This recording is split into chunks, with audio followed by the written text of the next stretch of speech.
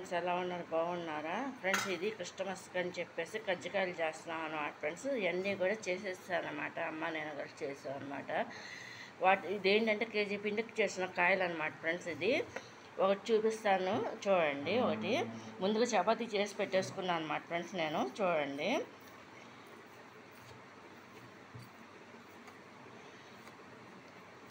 దాంట్లో ఏంటంటే ఇది కేజీ పిండి అనమాట ఫ్రెండ్స్. ఇది కేజీ పిండికి 1/4 కిలోనేమో రవ్వ అనమాట, ఫ్రై చేస్తాను అనమాట నెయ్యిలో.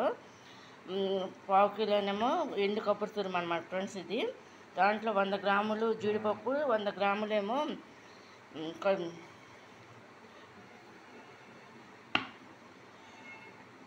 క్రిస్మస్ అన్నీ కూడా నెయ్యిలో వేపాను అన్నమాట ఫ్రెండ్స్. వేపేసి ఈ విధంగా ఫ్రై చేశాను అన్నమాట ఫ్రెండ్స్. ఇది కజ్జికాయలకి అనమాట.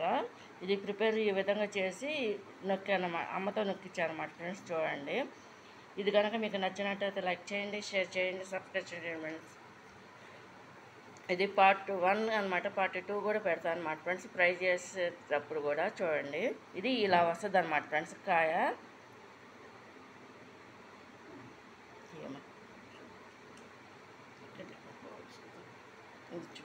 ఇట్లా వస్తాయి అన్నమాట ఫ్రెండ్స్. కాయలు పెట్టేసాను.